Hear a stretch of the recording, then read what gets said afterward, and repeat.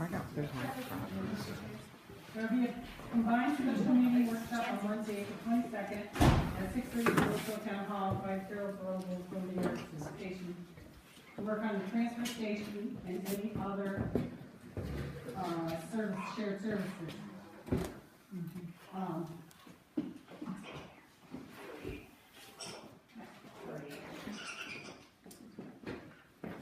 And then I have to do another one, due to the conflict, combined special meeting workshop is now scheduled for Thursday, April 23rd, 2015, 6:30 p.m. at the Willsboro Visitor Center, Main Street, to work on the transfer station and any other shared services by the order of the town board dated March 18th, 2015, Patricia Gardner as Deputy Town Clerk. Thank you very much. This is something new we're doing, which is, we're trying to work jointly between the two towns on shared services. Shared services are a issue that towns we've been doing for years and years, and now it's being basically forced on us by Albany. Both towns have got to provide to the state the shared services plan and money and efficiencies by the 1st of June. Delivered electronically, but they haven't given us any guidance on actually how to do it yet. So we decided to try to jump ahead and start a workshop to talk about various shared services that we do and we need to update or possibly we need to initiate or other areas that need to be discussed. And that was kind of the impetus for us to have this meeting. It's a workshop between the town boards, so we're all on the same sheet of music, and it sounds like, I guess. It's certainly not a coup d'etat in which we are looking to dissolve one town or the other. We're trying to just do things better. Any shared services that we have going before 2012 will not count for our efficiencies. And what this efficiencies is, for the governor's plan is to have checks given back to the taxpayers if the towns stay under 2% tax increase and can show efficiencies by having shared services that are no older than 2012. And then they will freeze the tax, basically, and the difference of any increases will go back to the taxpayers. So sizes of those checks going to the taxpayers could be $60, $80 or something like that. It's not a lot, but we got a lot to do between now and then, and that's why we initiated this. So. The first order of business we have on our where's mine? Transfer. Is a transfer. Talk about the transfer station, and Ed, if you'll lead that off, I'd appreciate it. The last time we went over this agreement was in 1992, and it's supposed to be updated every so often. And to do it, it was a combined Essex-Willsboro transfer station to start with, and it should be kept that it should be that the intermunicipal agreement has to be kept up and updated as things go along. And I think the thing to do with it is it's working well right now, in the fact that it's not on the taxpayer for the taxes. It's a user fee right now, and that's the way I think that both towns would like to keep it. What we've got to do is figure out, the town of Essex sets the rate and everything else, because we have the people that we pay the attendants and everything down there, and then pay the county for the tipping fee and everything else. Willsboro buys their tickets from us, but we administer everything else down there. So far, there's a plus as far as the money that comes in. I think that what we'd like to do is, I don't know about Sean, but two boards maybe to come up with an idea with that little bit of surplus is to set it aside for improvements and stuff like that, thing. And that is in this right here. And to be able to use that for that. And if you have to, at a later date, we can come back and, you know, if we find that we're losing a little bit of money, okay, raise the ticket rate or find another way to do it, you know, your weight as far as how much the weight of your garbage and stuff like that is that's going in there. I don't know what else we can, you know, like I said, we gotta go over this, and then come up with ideas. Everybody's input would be to look at this and see where we're headed with it, and how to make it equitable on that part. I think it's working well, but it does need improvements, and needs updating. How much surplus do you think you're getting every year? Last year? I know, right now, I don't know, right now, through the winter months, we go in the hole just a little bit, but then during the summer, when everybody's here, it mounts up. It's not a great amount, I think that over the years, well, I'd say maybe, we try to keep it as close as we can, we'll probably say, I'm gonna say 5,000-10,000, just a guess, Okay. you know, off the top of my head. And then those funds are kept in a, Yeah, well, you have a special fund for, it hasn't been, but it goes into multi-fund. We can bring it up anytime we want, you know, and we can give you that report as far as what it's cost, what it's, how much we're taking in. I can have do that for you now. So, put it in that way, so that we can go over these things more and more. I can get more information. Like you said, this is gonna be a one night, probably, I think this is something that we gotta get together. yeah, because if we update this, and then, fairly quickly, and put it into action in 2015, then we can use this as a revenue, we can show that revenue. Right. And make it, so it becomes an efficiency, we split the revenue, you know, equitably between the two towns, and then we'll be showing a certain percentage to go against the 1% efficiencies that we're supposed to have for, you know, to meet that governor's plan, to stay within 2%. I think that's it. Comments from the boards, thoughts? Well, We were looking at upgrades to the transfer station to make it more efficient. Well, I don't disagree with you on that. What I meant was, if we show that money's coming in to each town, okay, we say 50%, then what the money has done, that means that we're having efficiency, we're taking revenue, putting against improvements to the transfer station. Okay, and I'm not saying we're going to everybody's general fund and we're gonna go buy picnic tables. No, it's for specifically for, because if you didn't do that, then you guys would be coming back to Willsboro saying, give us some tax money, to improve the transfer station, right? For sure. But this is, you know, if we can make this serving on its own, without any taxpayer money, and we can gain a little bit, we can like to. So what kind of improvements are we looking at? What's that? What kind of improvements are we looking at? Well, just down there right now, we have a couple of safety issues and stuff like that men haven't, when that hopper gets plugged and stuff like that, they have to get down in there. We've gotta do something, somehow. I've had, Chris Garrow come down, they've looked at it, different things like that. When the county goes in and does improvements or changes the oil out or whatever on the machines too, they charge us for it. There's different things like that that are charged back, it's not just your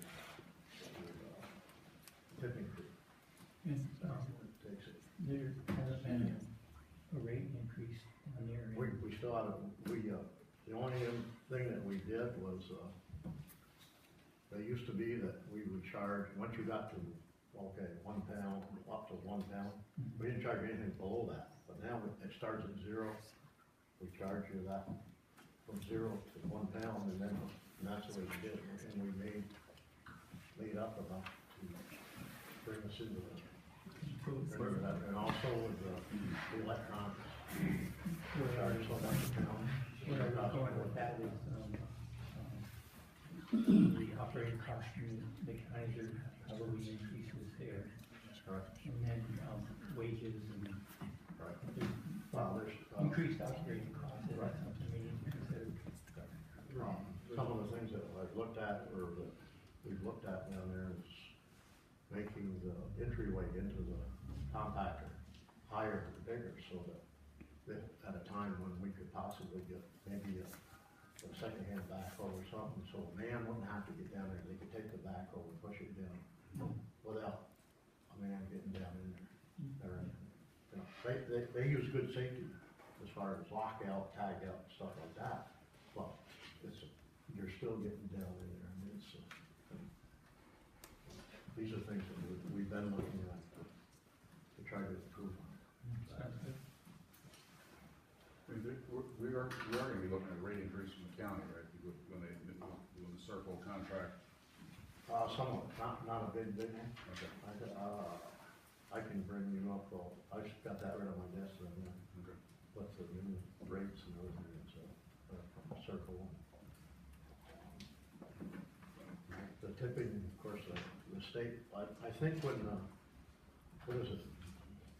Forgot what year, the state's gonna stop paying for something out of that tipping fee. And then, 2017 or 2018. right, then your prices are really gonna, We're gonna lose, I think, $750,000 in right, state yeah. money.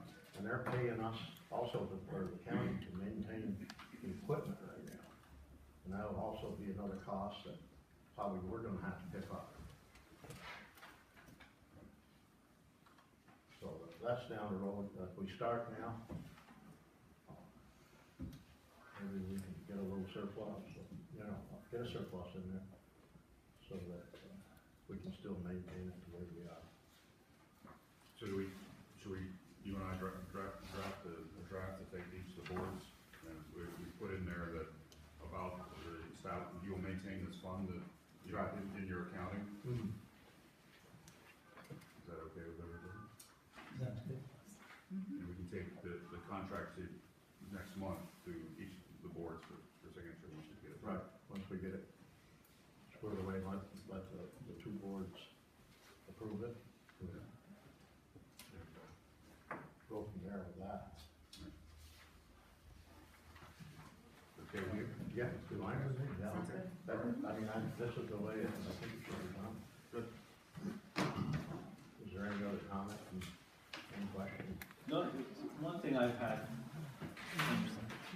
in recent months, somewhere along the line, and I think it was on the basis of accountability, and it may have initiated with Willsboro, we don't allow cash to be paid at the site. Right. I'd like to think about that. Well, Because you have a control, because those tickets are numbered. So there has to be an accountability of what happened to those tickets. I'd just like to give it some thought, because I've had people that didn't have checks and then couldn't pay and all that kind of stuff. Not a lot, but it was there. Charlie, when I was in there, the comptrollers told us, there's no way that the people up there can take cash. Oh, that- Because up till then, they did, they said, absolutely, you cannot do that, you need to have no cash changing hands, only a check, and then they have to bring it down, deposit it, for two reasons. One, No. the cash being, and then the second is, what do they do with the money, so they can come down and count it with the town clerk, so they're always taking it home, potential robbery and everything else, but the comptroller told us, absolutely no cash can go up there. They can at the town hall, because they can take it to the bank right away, but not up there where they don't have that option. Well, the controller said it, that's the end of that. all right, anything else on discuss on this transfer station? Well, just to follow up on the cash comment, it was discussed years ago about credit cards, and we at that point opted not to, but it's just another We discussion point. initiated, the pay net, so that people can pay online, for almost they pay, for the golf course, they're paying for water, sewer, taxes yet? No, we're still waiting on merch ID for that, but they can pay everything. There's no fee to the town. All the fee is assumed by the user. They have the choice to accept that fee or not accept it. You have a positive, do you guys have internet at the landfill? No. That would be the only thing you would need, internet, which I don't know. They've got pay, and then you put it on there, put it as a link on our town website, and they can do it. We're paying at the golf course now, through that service, and it's free to us. But it's no cost to the town. They give all the equipment free, everything, so. If you. Okay. Next, on the agenda was discussion of ambulance service, EMS service, which is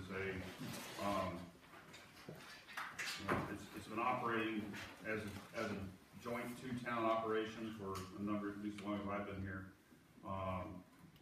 And it's been getting more and more into a crisis mode, with EMTs, drivers, personnel,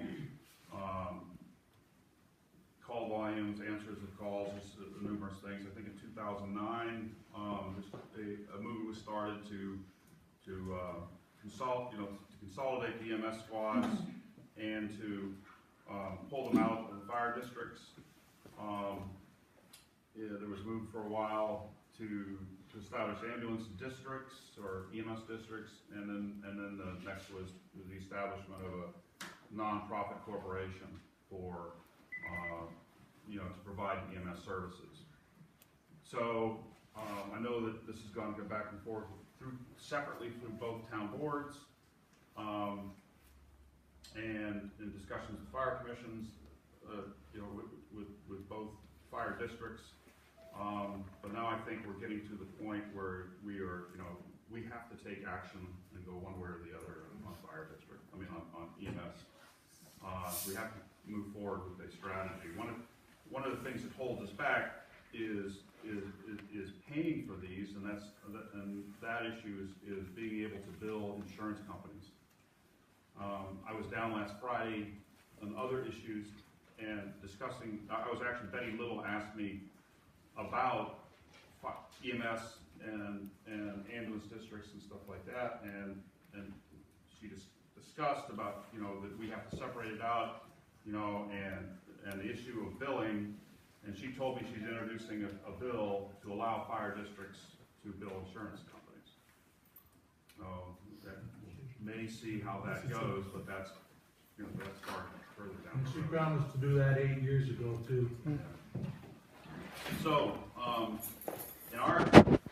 in my research of the thing and talking to our town board on the issue of how to do this, one of the problems, issues that we have, not on the fact that we want to have, we realize that EMTs are probably, in my opinion, we're probably going to go to professional EMT eventually.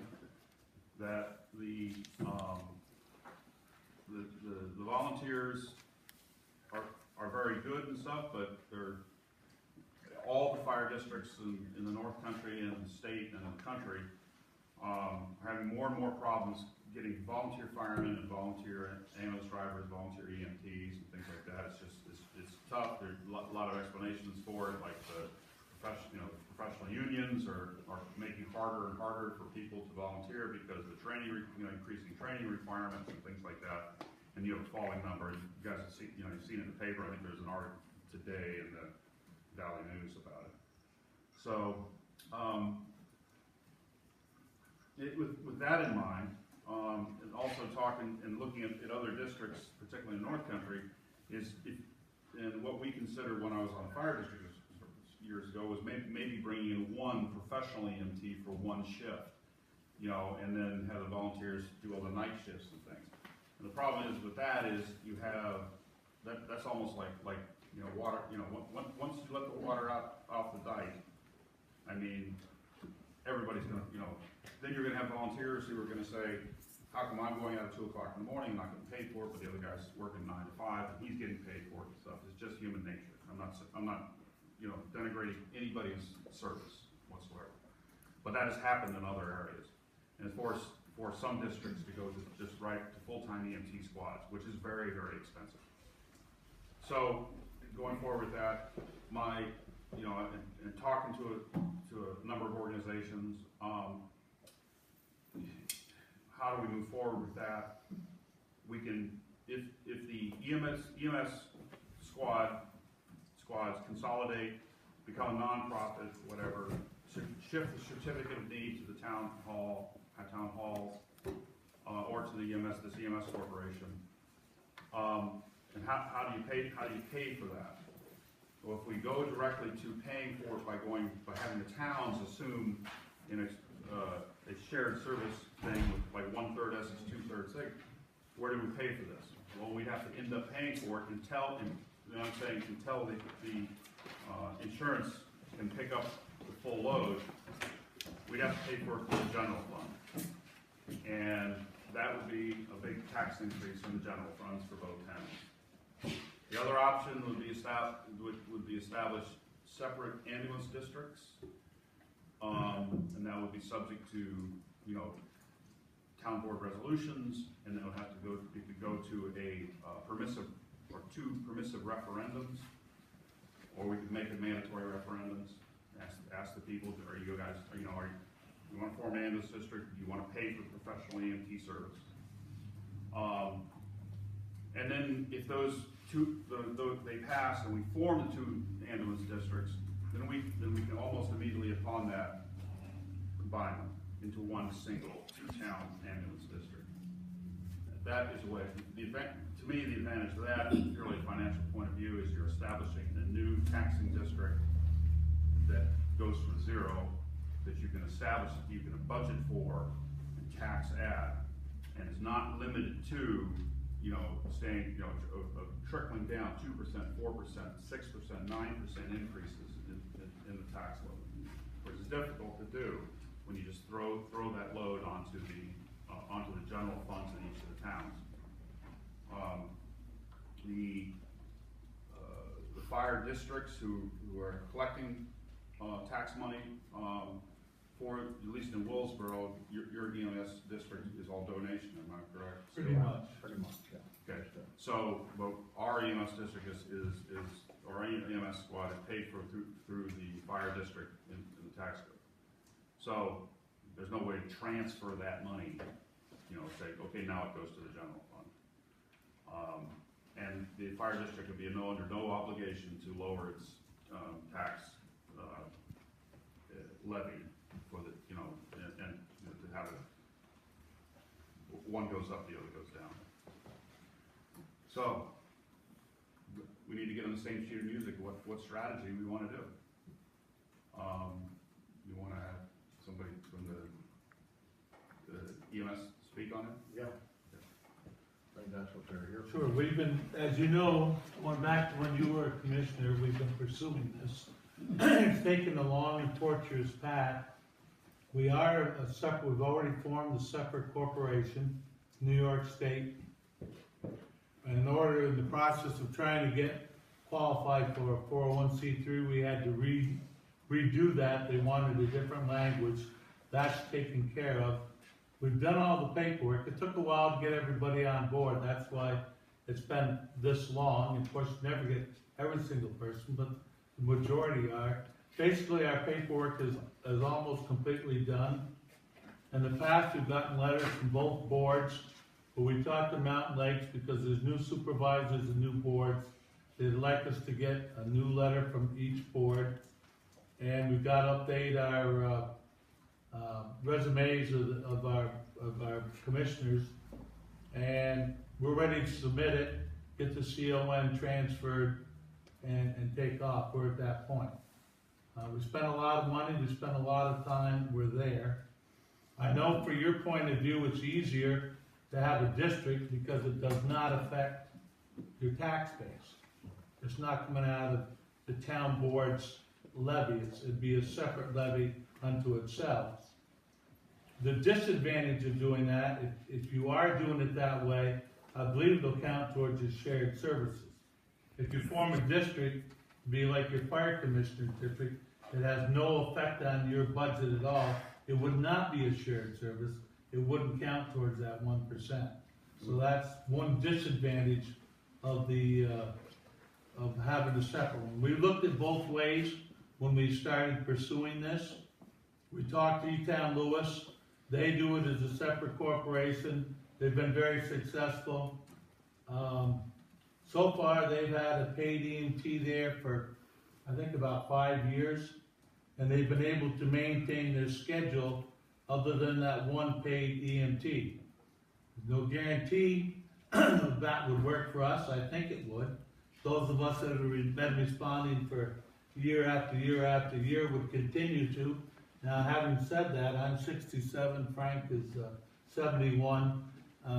Thank God we got Alexandrians and somebody young that's joined to help carry on. But there's not a lot of young people that have the time to take the training. So down the road, I think everywhere it's going to end up with paid EMS. Our goal is to prevent that from happening as long as we can.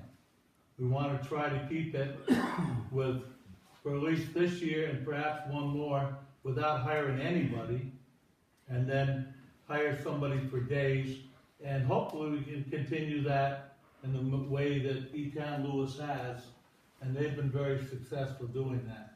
Other places, as you mentioned, have not been successful doing that.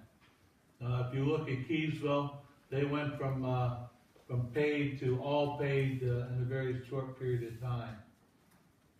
So there's no guarantees on anything, and I think you're right to be looking down the road, because the fire departments have fewer and fewer young people in them, and while they're not to the point we are, I think it's, if you look down the road, 5, 10, 20 years, pick a time, I think your same crisis is going to happen there. It's already happening in some places in the North Country.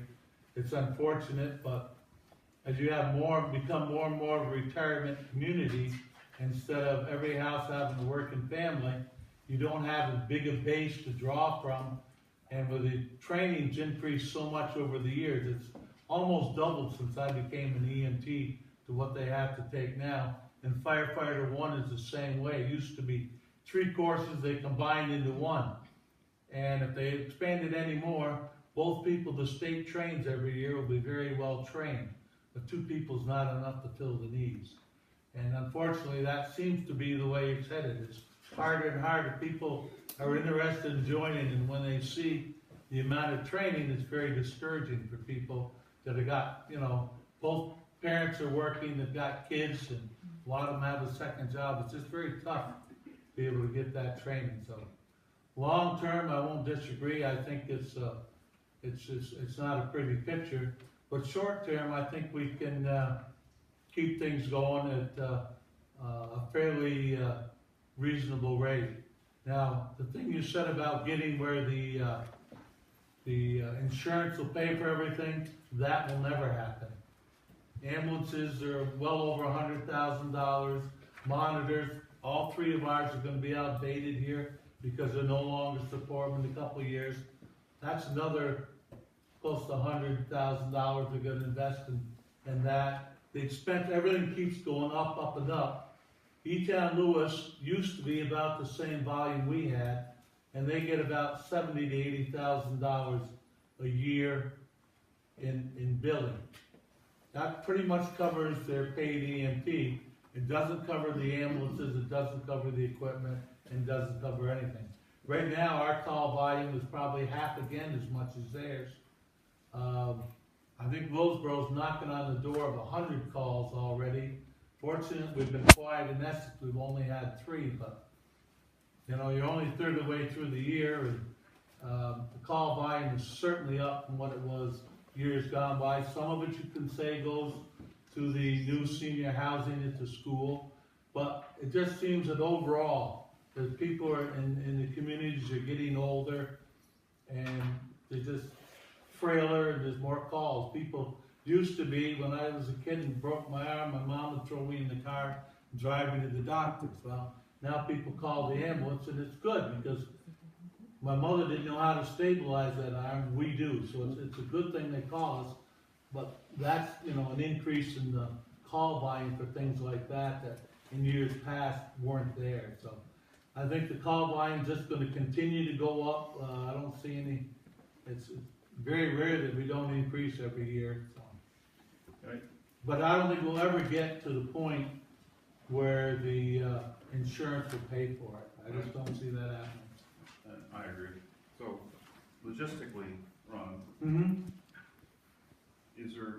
is the formation of ambulance districts and you setting up a separate corporation, are they mutually exclusive? I would say yes, Why? because the corporation is a non-for-profit, and the taxing different be separate. I guess you could form districts to pay for that, I don't know. We never My investigated it. understanding is I've never heard anybody doing it. the formation of the district is just for taxing, but the entity that actually performs the operation, performs the service, can be decided upon through a contract or through a mutually shared agreement or something else like that. That was my understanding, so it didn't matter. But perhaps, we never investigated that, perhaps you could fund it that way. I don't know of anybody that does it, but it doesn't mean you can't.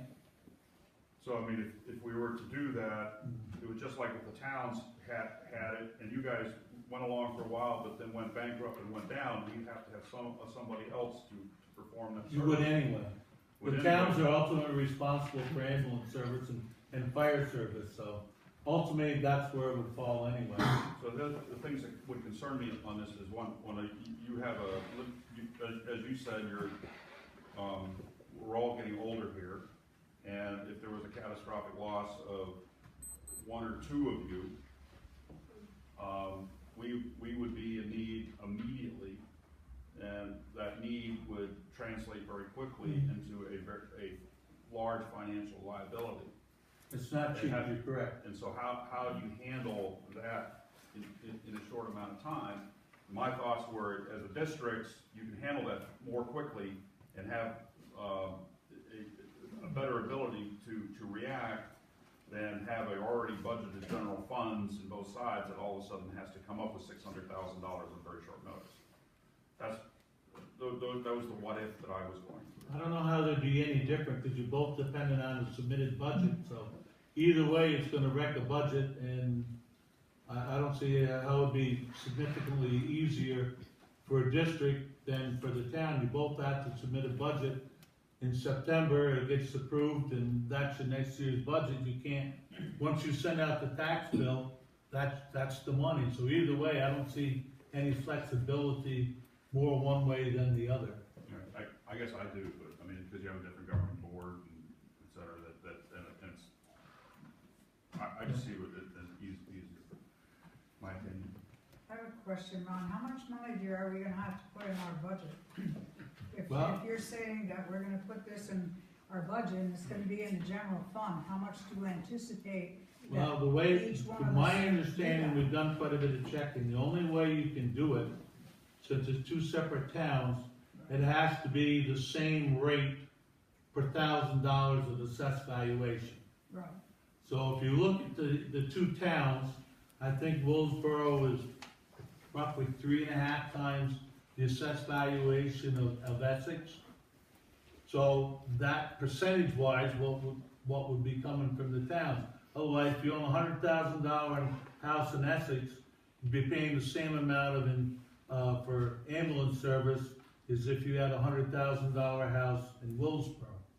no, I understand that, Yep, but that really isn't my question. okay. I think, are you asking like per annual what our drafted budget would be? I think that they had maybe presented that at one time, and again, it's hard to say because a lot of our expenses are inclusive through the fire department right now, Right. like insurance and things like that. It's hard to get a quote necessarily on that without knowing exactly how many members you're talking about, so to speak. But I think that we had come up with a figure of about 80,000 for a total, for a year, and that was just an estimate. And it's based kind of what E-Town has for theirs. But that's without any capital purchases or with, That is or with correct. hiring a professional. You're right. That is correct. So, So, right, so if you're saying 80,000, Mhm. you would allot 40 to Willsboro and 40 to Essex? No, that wouldn't be the same amount per thousand. It'd be 3.5 times more. I understand that, but give me a dollar amount. I'm not- Okay, let's make it easy and call it 90,000, Okay, and let's call it 80,000, and we'll call it 3 to 1. mhm. So that would be approximately 20,000 for Essex and 60,000 for Willsboro. Be a little more than that in the ballpark figures. Okay, I don't have a calculator, so that's close That's enough. all right. to come with. that's okay. there's some other things that we, right now, we can't figure into that. We haven't consulted a billing service, which would be able to give us an idea based on our call volume, our population, the insurance, the Medicare, whatever. Kind of an idea of what kind of revenue, the return that we can have, and, we haven't spoken, so to speak, of a schedule and a salary. Those two things would probably wash, in a sense. I mean, speaking with E-Town is similar type thing. We happen to have the senior center down here, most of your residents are Medicare typically reimburses at 80%. So, we're in a sense lucky to have that and not a large Medicaid population. But, a couple of just other random points, when he talks about paperwork that we need to do, there's two main things that we need to do and then a lot of smaller random things. The largest main thing that we need to do, we have a certificate to operate, and that's through New York State Department of Health. That has to be transferred to whoever's operating. Right now, Willsboro has one and Essex has one. And that's like the bulk of what we have to do. This is the paperwork we're working on where we say, we need the support of the towns, we need you to say financially and verbally you'll support us in however we're gonna form. That is gonna probably take about 3 months once we submit the paperwork.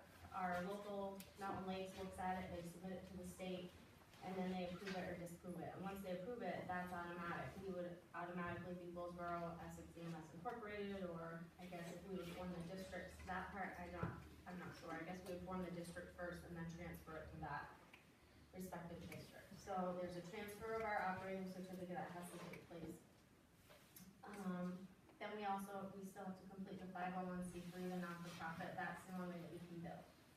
So these things are kind of hung up on what our decision and our route is gonna be. Once we get the 501c3, the billing company we're likely to use, has a 90-day setup period. So we really could be looking at getting revenue in as soon as 90 days. And, sometimes there is a period that you can go back a little bit and try to recover some of that. So, It'll be the end of the year before we're up and fully functioning. Is the treasurer of our fire district here, how much, is there a reserve fund for the ambulance? We have it's just truck reserve. There's no ambulance reserve? No. We have none, there is no reserve fund for the ambulance. That was taken out when we first started this process, because we advised they didn't want to have brand-new ambulances being transferred over. So that's been a tax saving for the people of Willsboro for, what, how many years since Well, you took it out? not really, what we did, what the district did, rather than bring it, is we added what was the ambulance reserve fund, basically to the truck reserve fund. We doubled the truck reserve fund, the input to it, so it balanced us, but we just did away, it was a line item thing more than anything, just the ambulance was going away, so.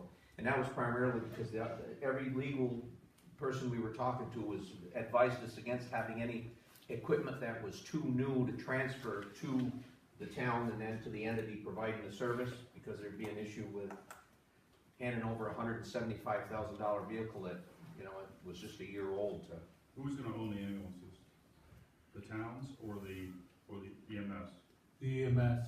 Okay, then I have a legal opinion from a town lawyer that says that it has to be turned over at market rate.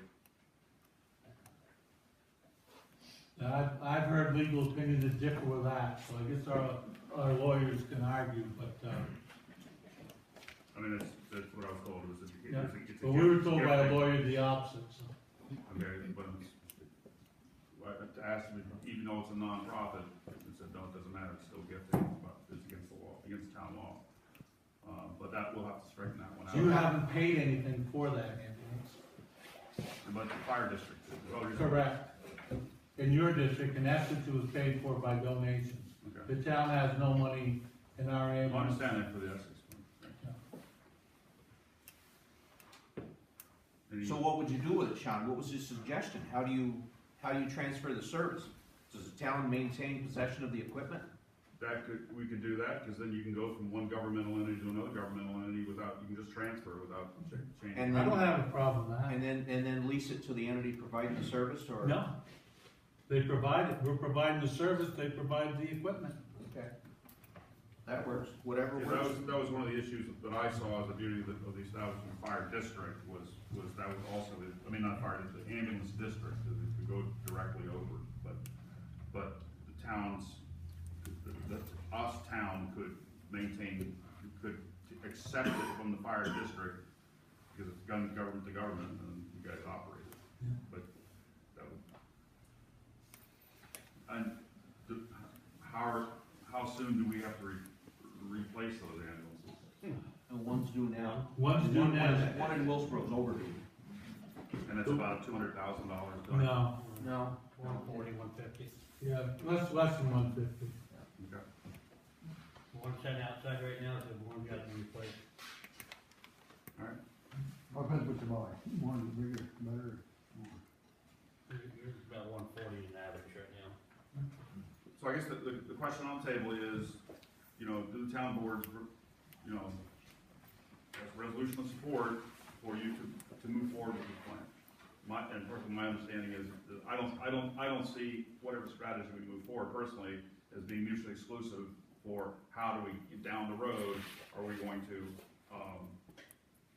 finance this endeavor, right? As Ed and I have talked, and I've talked to a lot of people in Willsboro, older people who said their number one worry is will an ambulance come? So, and we have to do something very quickly. This is obvious to everyone. Moving forward with what's been set aside so far, I don't think that takes anything away from the town boards pursuing an ambulance district.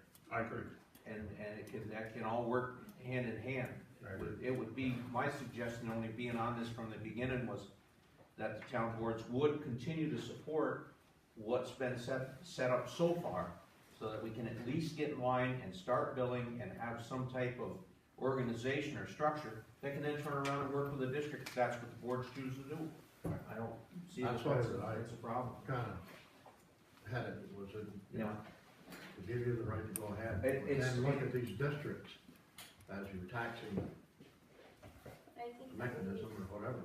I'm not certain, I'd have to ask the lady who gives us the guidance, but I think that would need to decide that part before I continue to transfer the certificate.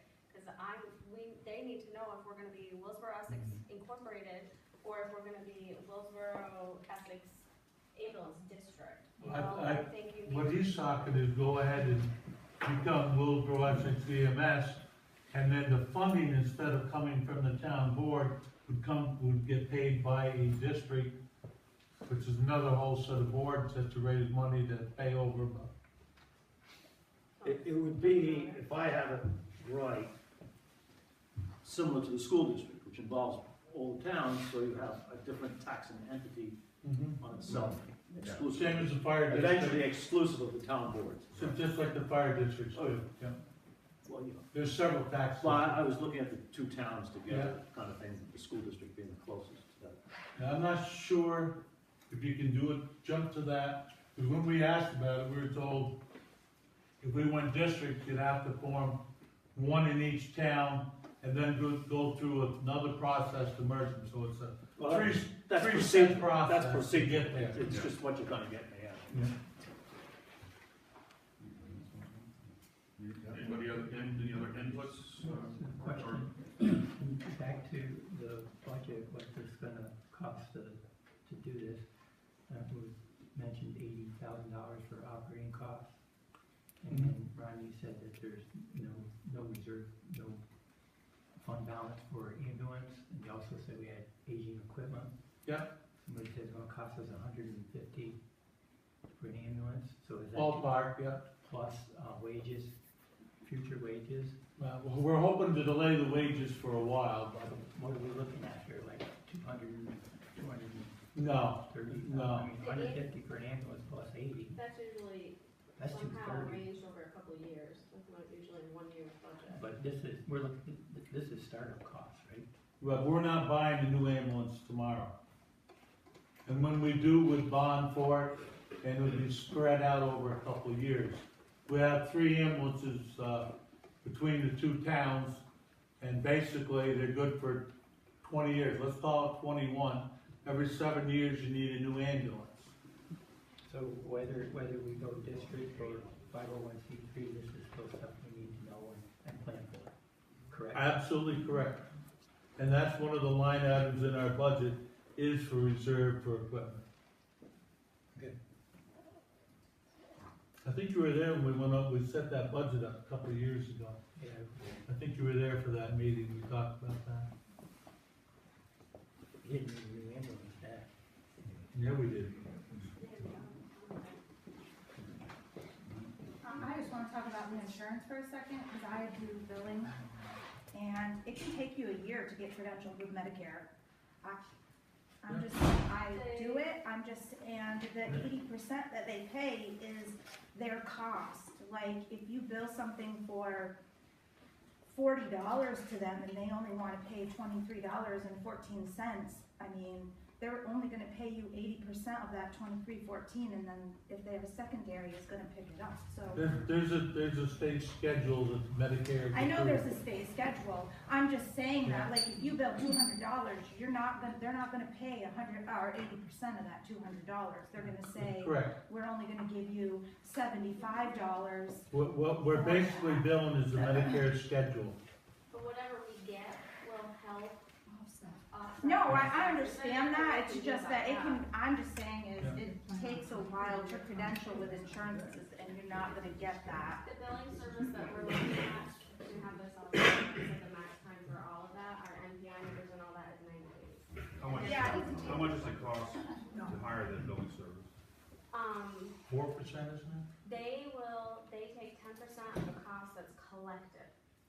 So whatever we get collected, they would take 10%, and Medicaid is a flat rate of like $15. They also have other services that they offer to us for free. We haven't signed a contract. It's one that ETEM uses that seems to be the most, the best one. They also offer an electronic PCR system, which helps you get better reimbursement because you have the documentation there to prove the services. They also offer us free training. Can't remember what else.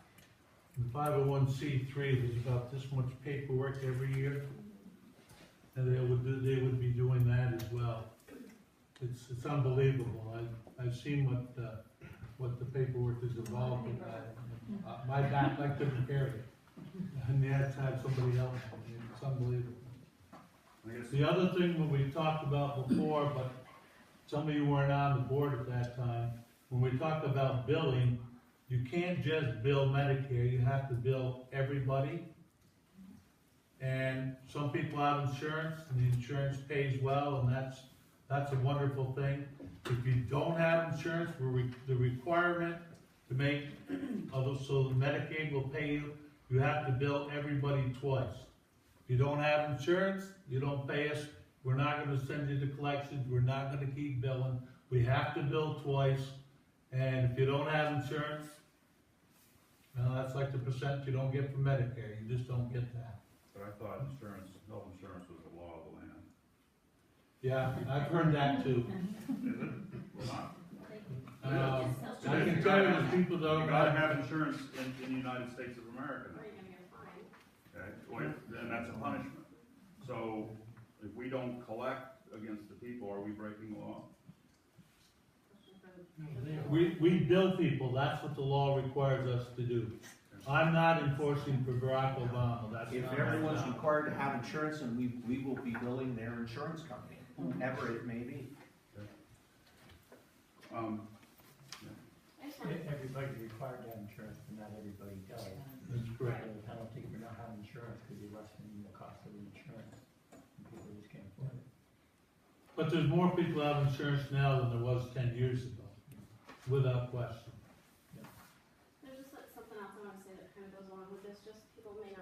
understand, this, kind of what's driving this now.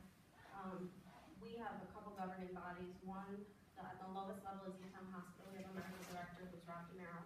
He monitors everything that we do, our PCRs, our staffing, our scheduling, all that. Above them, our regional is Mountain West Region, we have certain things we have to abide by for them, we have a certification through them, that's renewed every 2 to 3 years. And then above them is the New York State Department of Health. So, on the lowest level, our medical director is requiring us, we are supposed to have a 24-hour day, 7-day-a-week schedule showing that we can staff and we can provide EMS services for our town.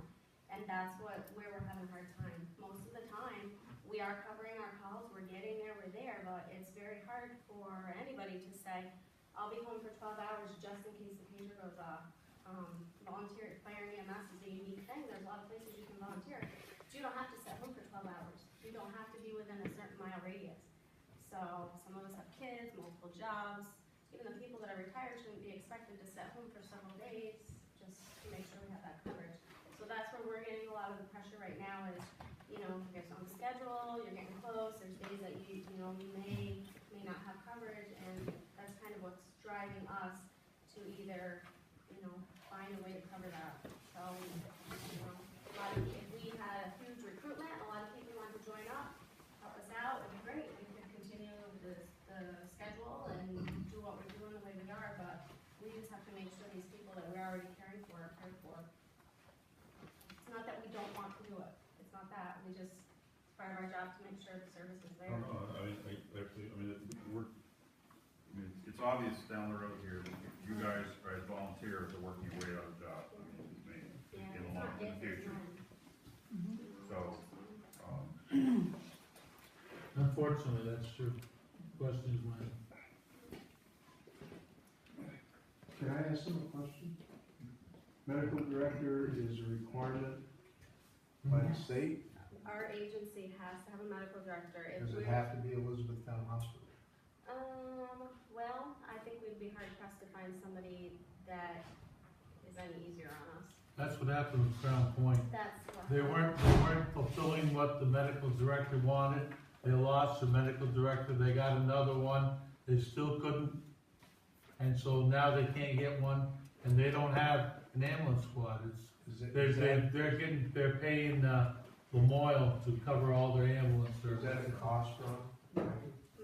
No. No, there's no expense. And the billing company that you're talking to, did you shop around, is this the only billing? No, company? we haven't looked into that yet, and I It's haven't. 10% high. I happen to Smith have, House Board billing didn't come to 10%. I just happened to be at a meeting last night where there was a presentation about it, and it was one of the, somebody else had shopped around, and that was one of the top agencies as far as service and stuff. So that's the only figures I happen to have. We haven't signed with anybody. No. We haven't signed for insurance, we haven't signed for anything. Until that's one of the things we'll do once we get to that stage, but we're not paying anybody for insurance or collecting until we can collect, and we have to have our own insurance. I would like to say that the EMS at my house, in the few times, 2 or 3 that we've needed, I can't speak highly enough of the fire department of EMS. And as a taxpayer, whatever it costs to make this happen, we need to do that. So what you're looking for, from each of the town boards here is a resolution of support to move forward with this, so, one quick question, the governing entity is gonna be a board of directors, to which will report. Correct, we have one already. Which will report to each of the town boards for the performance of this. That of is this correct. mission. Okay. And at this point, until you have a separate funding agency, we will submit a budget for that. We have a board, we have officers, et cetera, et cetera. Already formed and in place. Any questions from the boards? So what you're looking for is a letter of support. Correct. Didn't we do that in their last meeting? Yeah. Well, we figured we'd wait until. We didn't make them. No, we wanted to be on the same page. It'd be good if they were worded pretty much the same. If you clerks get together and have pretty much the same resolution. Could you provide us a draft? I can't. I would appreciate it. I think it just really needs to say that you're in support of us moving forward and that there's some sort of financial support. It will be in shared services as a separate entity. So is that, I'm just thinking, this is where we're going, you know, there's no question about that. Along with our letter of support, should we have some sort of draft budget so that it doesn't appear we're just writing a blank check? We do have, We'll get it to you. I don't know if Becky's around tonight. I think Becky's gone. We'll get you one very shortly. Let me get this right. They want a board letter from both boards to support the moving entity. Meanwhile, we're gonna sit here later on and try to determine the best way to operate this. To fund it. And are we gonna continue this as a combined group, or are we gonna go back to the old system where first Essex and then Willsboro, then Essex? Or shouldn't we just, if we're gonna proceed any further, shouldn't we do so as a single entity? Or mess of people? I think we're being forced to do it separately because it's coming Initially, because it's going, we're based, just for everybody here with this, taxes will go up with this. Everybody understands that. So, and they will go up next year. So. What we're trying to do, they got to form a district up here, district down there, and then they come to that, and then merge it. I just want to get this clear. And So- my so we second question was, tax rate is gonna go up. Your projection next year? If I'm gonna pay correct. $60,000 or $70,000, that's automatically going to be 8%, just off the top of my head. Of my budget in the general fund. And I don't know how long it would take you to form the district. That I can't tell you. Anything else on this issue? I guess, if there's no objections or anything, I don't think we need to pass anything as we're going forward, but we'll just have consensus. Just one question, if you go the route without the district now, is this something that you can transfer later to go to a district if you so desire? I would check with a lawyer on that. I think that's a true statement, but I'm not a lawyer. I didn't know, maybe, whatever road you go, you're met. I think it's transferable, but I'm not a lawyer. I'd certainly investigate that. I see pros and cons to both, so. You're getting the certificate of need, right? Correct. Okay, I think the issue would be that then if we form a districts and stuff like that, then the certificate of need would have to go from him or from that organization to the town, to the district that is formed. And then, eventually, as I said, we could do, the strategy would be that Essex form a district, Willsboro form a district. Once it's enacted in law, then they combine the two into a single district. That's the only way the state, as I understand it, FASD is set up and stuff like that for us to do that, because they haven't got the concept of two towns in a single district yet, even though they do it in schools. I don't understand why it's such a new thing, but apparently it is. You're correct.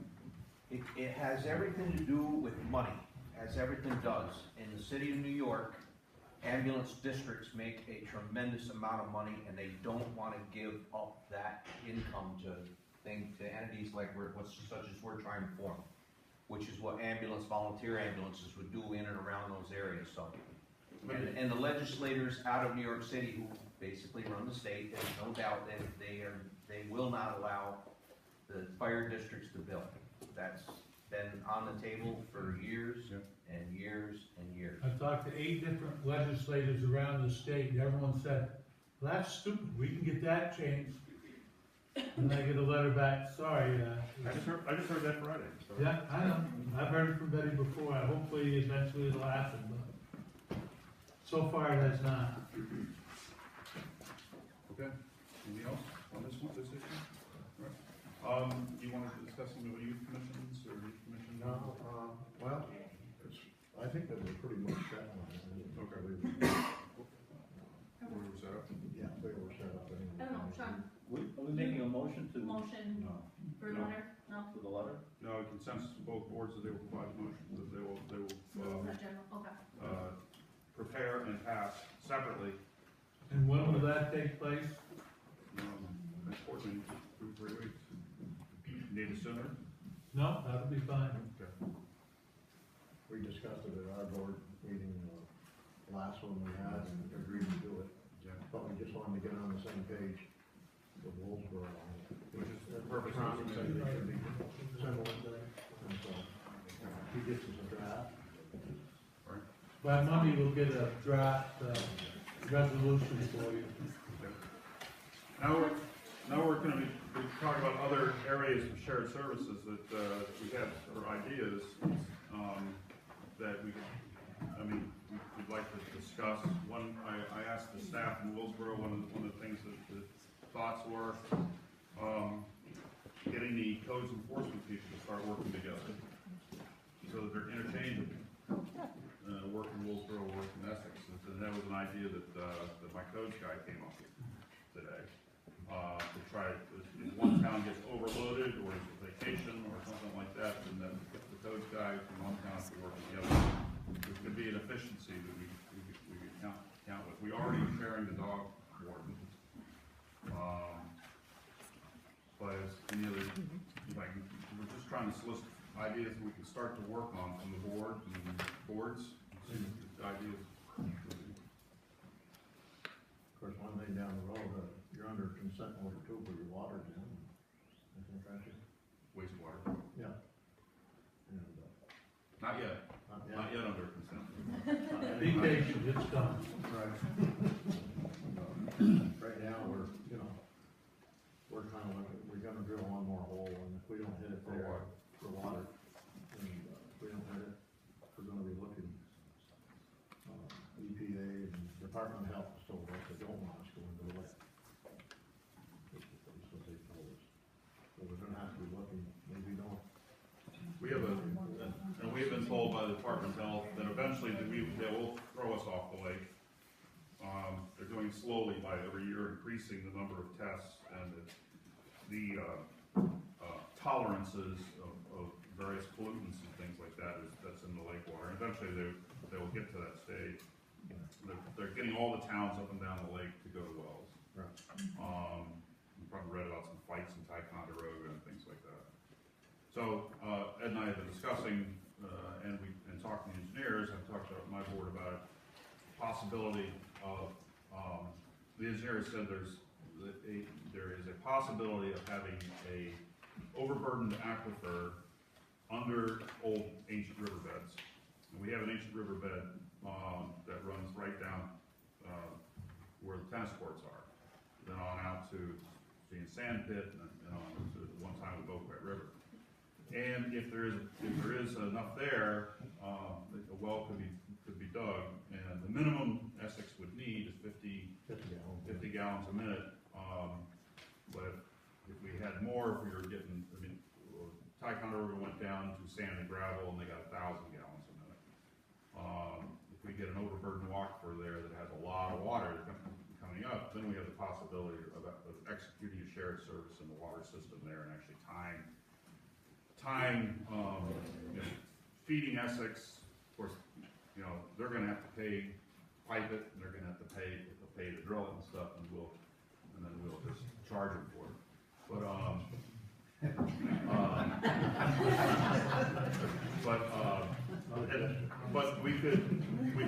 there's a possibility we could also share that water coming out and end up with two sources, a low volume time source and a high volume time source. So, low volume during the winters and stuff like that, we don't use a lot of water and things, but, we don't need to pump a lot of water. High volume times in the summertime, or during fire season and stuff like that, we need, you know, we have to have both on.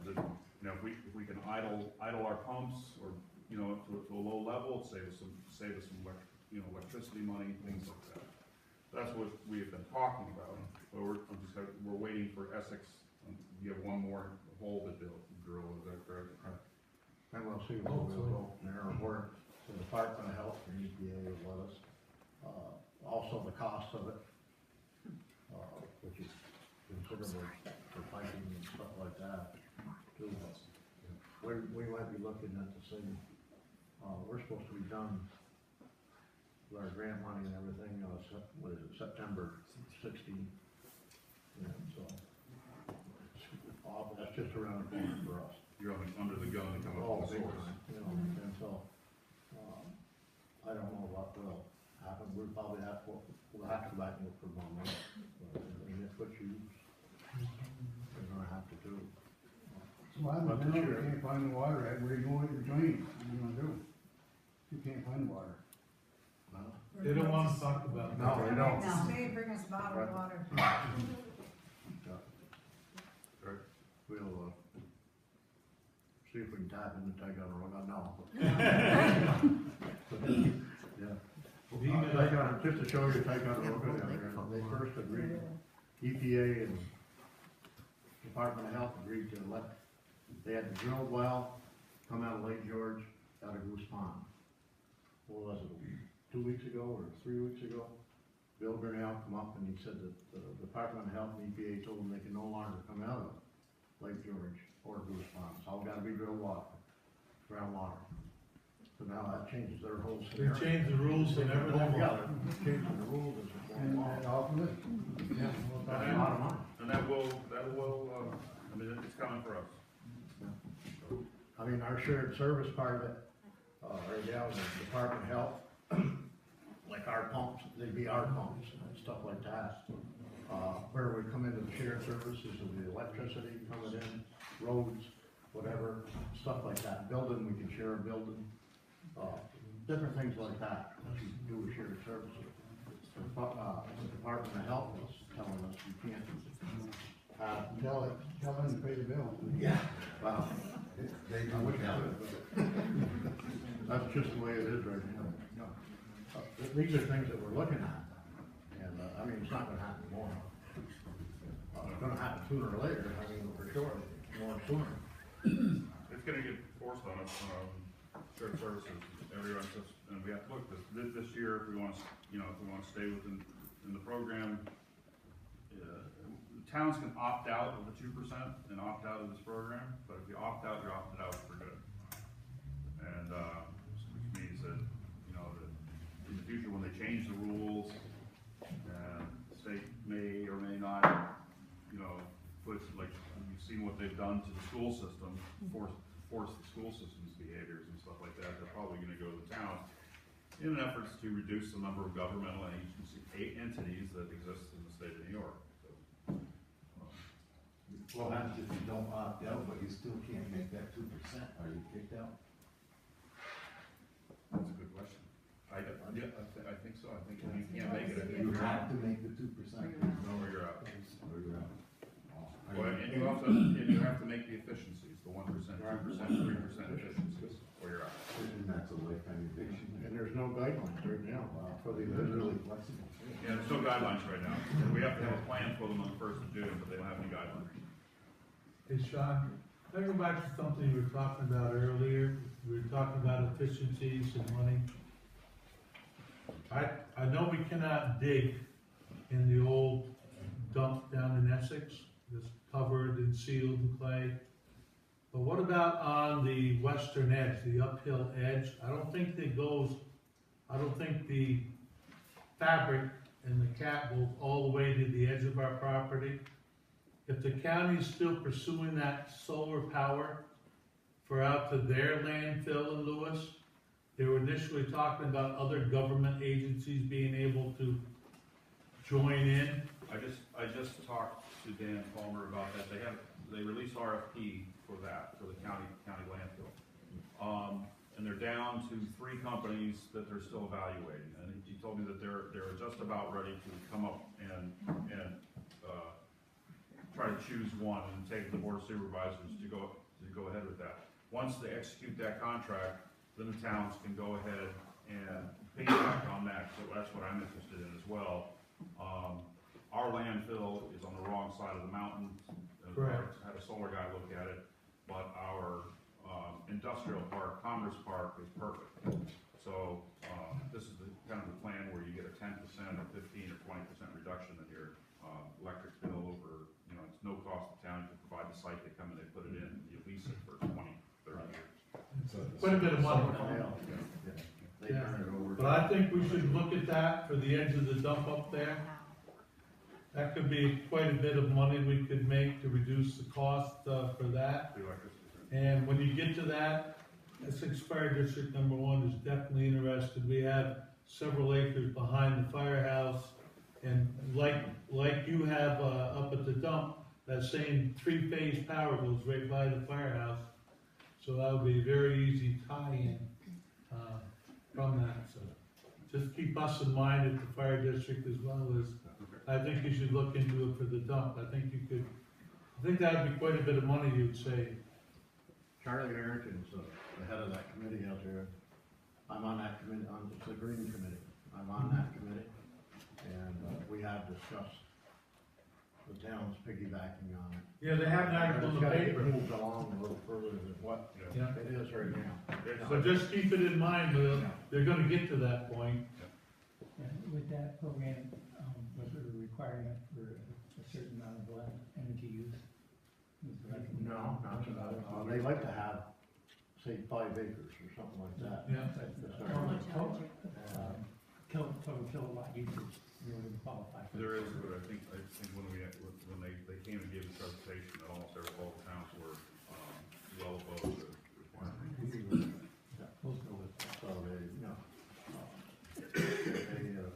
So it's a 5 acre.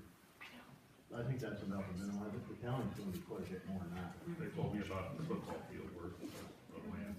Yeah, that's about the minimum I think it's there.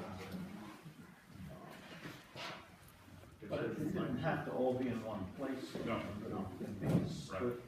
The biggest thing is like Ronnie said, you've got 3 phase coming by, and that's what you've got to have. You gotta have transmission lines to connect into the start. Which you have up at your industrial site too. The line's tonight go right there. Any other issues that we can talk about for shared services from each member of the boards that we should pursue? Sean, you have on your agenda the youth commission. Were you intending to discuss that? We already went by that, and they said there was no issues on that particular issue for combined services. We have another youth commission. Willsboro has a youth commission issue that we're going to take up at the end of the meeting, but not as a shared service discussion. The public, can I get any ideas for shared services we should be looking at? How come we haven't discussed town garages? Because that's not a town thing. That's not a shared service? You can share services?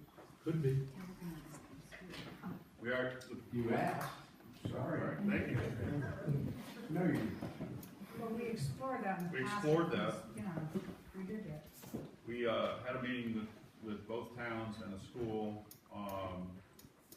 and basically the siting, or coming to a site that was amenable to all 3 entities, was the problem. Essex wanted closer to their town, so that they don't have to put in many road miles and things like that on going back and forth. So, they opted out, and Willsboro and the school have gone pursuing a combined garage.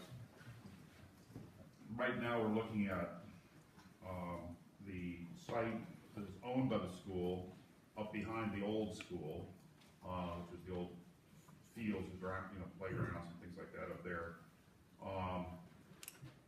We have a couple of designs we've gone forward. Right now, it's an issue of cost. The initial cost to go with that, even though we already own, the school already owns the site, was about 6.5 million, right? 6.5 million. We had an alternative come in who says they can build it for under 3 million. One of the issues I wanted to talk to the legislators about was the fact that the Department of Education will give money for these things in grants. Well, since we're trying to do all these combined services, why can't we tie that, coordinate that with the Department of State, which has government efficiency grants? You know, it would be great if the Department of State would support us, and the Department of Education would support us, tied together to have grants and funding for, a combined system. I don't know if we're gonna make that work or not. But the school's the lead, they own the land, that'll gonna be required to go to a referendum for that. But $3.5 million, or $3 million for that, and on the top of that, we're looking at a couple million for a new sewer system. It's gonna get rough. Talk about shared services. Why don't we talk about something that's been near and dear to my heart forever? 205 years ago, it made sense separating Essex from Willsboro. It took a long time to ride your horse from out the old county home up to Willsboro, take care of your town business. Now you can do that in 10 minutes in the car. If you combine the towns, you do away with all the costs of the one town board, one town office. You only have one supervisor, one highway superintendent. Perhaps we could get some substantial money from the state who's looking to support shared services. That's as shared as you can get if you combine back into one. I think it's worth looking at. I've been in favor of that since long before I was supervisor, and I'm still in favor of it. I think there was a time where it justified two towns. You still have it a hamlet of Essex and a hamlet of Williamsburg and a hamlet of Reber would just be one town hall and one government representing everybody. I think you could save a fair amount of money, particularly if the government would kick in money to help facilitate that. They can't figure out how to merge two-time garages, they damn sure can't figure out how to merge. Well, I'm an optimist, as you know.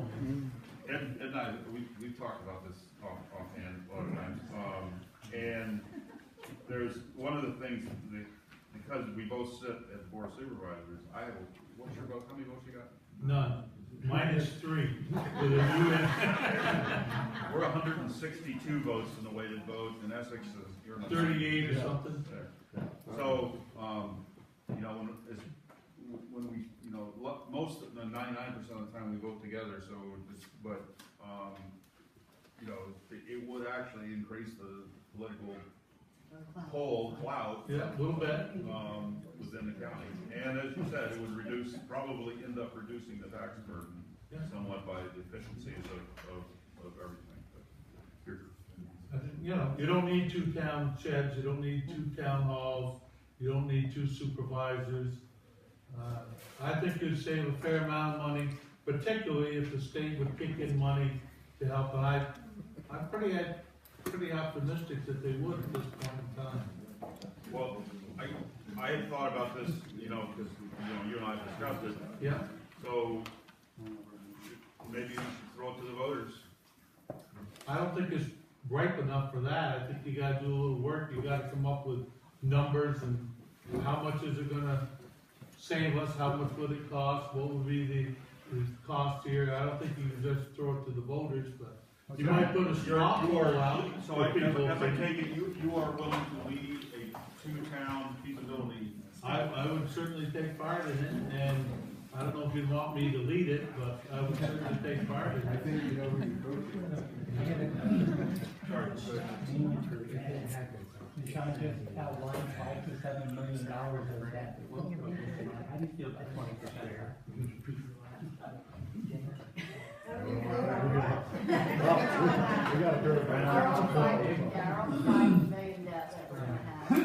The way that's handled, Steve, is any existing debt, it's like with the village merging with the town, the people that We don't have. form the debt have to pay the debt. It's not existent as of yet. Yeah. It's coming. As you both supervisors were present when I emceed over at a certain party and we drove through the mayor, that Jerry Moreau wanted to dissolve that town so that he would have more weight in the way to go to the county. Jerry's still not talking. That wasn't a good job. Thank you very much. Any other shared services issues, anybody like to bring up?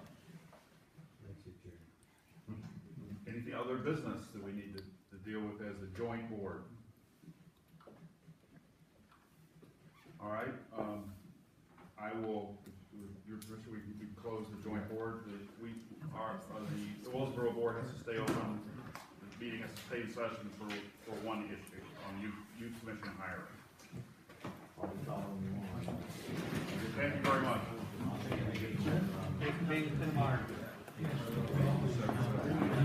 All they need to do is just give us money and they don't have any. Just give us money and they don't have anything to do with it.